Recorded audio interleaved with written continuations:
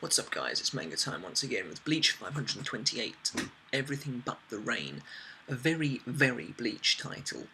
Now a lot of people speculated that when Ouetsu kicked Ichigo out of the Royal Realm, he would return to Isshin, so Isshin would tell him the truth about his roots.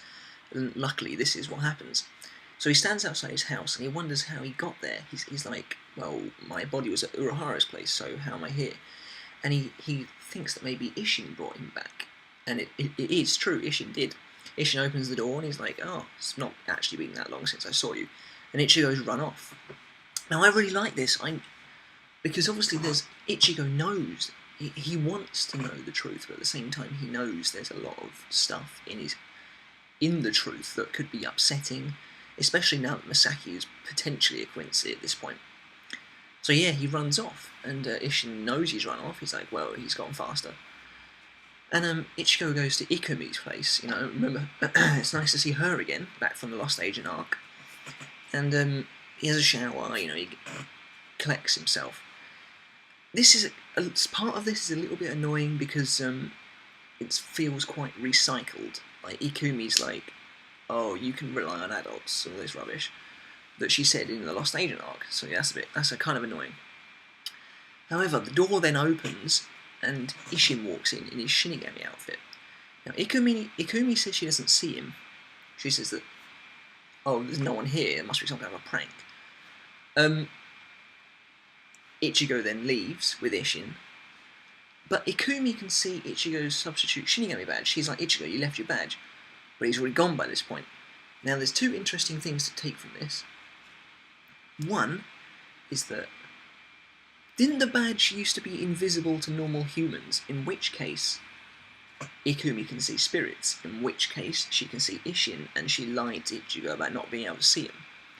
The second interesting point is that Ichigo clearly left the badge there on purpose, so that the Soul Society wasn't going to spy on what he and Isshin had to say. To me, it is what you would do, but it also really reeks of distrust. Ichigo still doesn't trust the Soul Society. But anyway, we get back to their house, and oh my god, seriously, at long last, we're finally getting this, finally. It almost feels kind of weird to have Isshin talking about this, because it's something that we've been waiting for so long. Back in Fate Karakura, when Isshin was like, I'll tell you everything, and Ichigo just says, no, you can wait. The time has come. So Isshin's like, you told me back then that I could wait until I felt the time was right. The time is right, and it's time for you to know the truth. And Ichigo, he kind of looks really upset, really frightened almost. He's kind of like, please tell me the truth. And I just think Kubo's art was really powerful. And then Isshin reveals that he knows about the broken Zanpakuto, he knows about the Zero Division. Somehow he's been keeping up to date with everything, presumably Urahara. Urahara's told him everything. And then we get this tiny little bit of a flashback. Isshin says that Ichigo is not a Shinigami, however he's also not a mere human. Which is very interesting, but when we get this tiny little flashback of Isshin on the ground with his wearing his Captain Hayori, and he's like covered in blood, and this girl runs up to him, and she's like, I'm going to heal you, don't worry, I'm going to heal you. And he's like, oh, this is embarrassing, a captain being healed by a girl.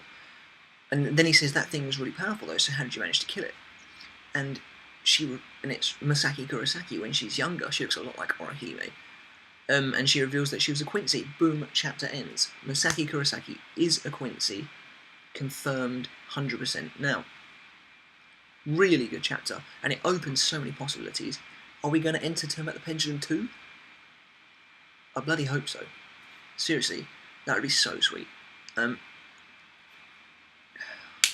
It's just kind of a bit mind-blowing at the moment. So Masaki's definitely a Quincy. This just asks so many questions. Question number one, right, and you guys feel free to comment whatever the hell you want in these comments, because it's time to dispute, it's time to speculate. Question number one, Masaki introduced herself as Masaki Kurosaki, meaning that Kurosaki is not Isshin's surname. I suspect Isshin is probably Isshin Shiba at this point, and I suspect that his exile from Soul Society and the fall of the Shiba clan is all connected to him marrying Quincy. That seems the most logical thing to come out of this. Also, what the hell attacked Isshin? Because he's meant to be really powerful, and he gets defeated, and then Misaki comes in and manages to kill it. So is she really powerful? Also, Isshin calls himself a captain, maybe making me think he was never part of the Royal Guard, so perhaps he was part of Squad 10, and the Shinigami tell everyone that he was killed, not that he was exiled. Because Kubo said in an interview that if they heard Isshin's voice, it would reveal certain things to them, such as his being alive. This brings up the interesting question, though, because obviously Soul Society was monitoring Ichigo through the whole of the Lost Agent arc. Isshin was talking to him loads of times. So how comes they didn't hear him? How comes nothing was ever brought up? So that's kind of interesting. Then another point is that what if the Soul Society they weren't happy with Isshin marrying Misaki? So what if it was a Shinigami that killed Misaki? And what if she lost her powers with the Quincy Let's Steal? Because it probably wasn't Volstendig at this time, but it might have been, of course, but it probably wasn't. So yeah, what if she lost her powers? Because I presume this meeting is maybe 20 years ago, around the time Isshin lost his powers. Anyway, that's the end of the chapter. I'm going to drop a 9 on this one. I personally really liked it. Downside of the chapter, some of the Ikumi stuff was pretty recycled, and it took way too long to get to the flashback, the meaty part of the chapter. However, it was just so good to see this at last, to see Isshin finally revealing these secrets. Isshin, I'm calling it now, will probably be cover of volume 60, or it might be Misaki, actually, one of those two, Isshin or Misaki on volume 60. I hope this is Term at the Pendulum 2. I sincerely hope we're now in for a series of flashbacks. Let me know in the comments below what you thought of the chapter. What do you think is coming next? That's kind of all there is to say. Another downside, not a lot happened. Hopefully that'll be rectified next week, but it doesn't not take away from the fact that we're finally here. We're finally here. So that's kind of it, guys. You know, subscribe to my videos, give me a thumbs up if you liked it, and let me know in the comments below what you think is going to happen. What is coming? See you then, guys.